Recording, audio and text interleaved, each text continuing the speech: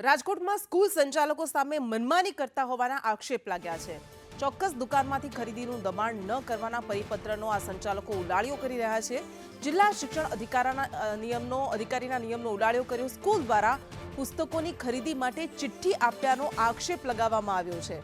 એજી મોલમાંથી વસ્તુઓ ખરીદવા માટે દબાણનો આક્ષેપ, વાલીઓને ચિઠ્ઠીઓ આપી હોવાની ફરિયાદ સામે આવી। આ સમગ્ર મામલે શિક્ષણાધિકારી દ્વારા તપાસના આદેશ આપવામાં આવ્યા। સોમવારે શિક્ષક અધિકારી શું કાર્યવાહી કરે છે તેના પર સૌ કોઈની નજર છે। તો એવો નિયમ લાગુ કરવામાં આવ્યો છે શિક્ષણ મંત્રાલય તરફથી, વિભાગ તરફથી, કે બાળકોને કોઈ એક ચોક્કસ જગ્યાએથી સ્ટેશનરી કે કોઈ પણ વસ્તુ ખરીદવા માટે દબાણ ન કરવામાં આવે, એમના વાલીઓને દબાણ કરવામાં ન આવે, પરંતુ તેમ છતાં પણ આ નિયમના ઉલાળિયા થઈ રહ્યા છે। અને આ વધુ એક ઉલાળ્યો સામે આવ્યો। આ મામલે શિક્ષણાધિકારી દ્વારા તપાસના આદેશ આપવામાં આવ્યા છે। સ્કૂલ સંચાલકો સામે વાલીઓએ તેઓ મનમાની કરતા હોવાના આક્ષેપ કર્યા છે। રાજકોટ જિલ્લાની આ ઘટના છે।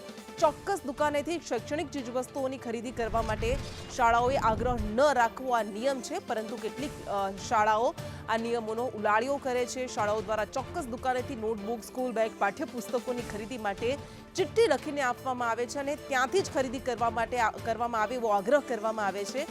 બાળકોને, વાલીઓને મોંઘા ગણાતા એજી મોલમાંથી જ વસ્તુઓ ખરીદી કરવા માટે કેટલીક શાળાઓએ વાલીઓને ચિઠ્ઠીઓ આપી હોવાની ફરિયાદ સામે આવી છે। સ્ટેશનરી મંડળ અને ક્યાંક વાલીઓની ફરિયાદ અને ક્યાંક વિદ્યાર્થી યુનિયનની પણ ફરિયાદ આવેલી હતી કે ચોક્કસ સ્કૂલો ચોક્કસ દુકાનથી જ સ્ટેશનરી ખરીદવાનું, અથવા તો પોતાની શાળામાંથી જ, અથવા તો ચોક્કસ જગ્યાએથી સ્ટેશનરી, ગણવેશ કે બૂટ કે એ પ્રકારની ચોક્કસ સામગ્રી ખરીદવા માટેનું કહેવામાં આવે છે।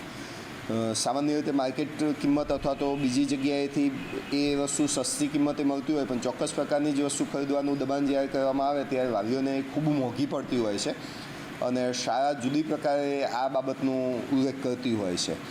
આરટીના નિયમો મુજબ 2014માં રાજ્ય સરકારે એક પરિપત્ર કર્યો હતો અને તેના આધારે કોઈપણ બાળકને, પ્રાથમિકના કોઈપણ બાળકને આવી રીતે ચોક્કસ દુકાનથી ખરીદી કરવા માટે પ્રેશરાઇઝ નહીં કરી શકાય તેવું જણાવવામાં આવ્યું હતું।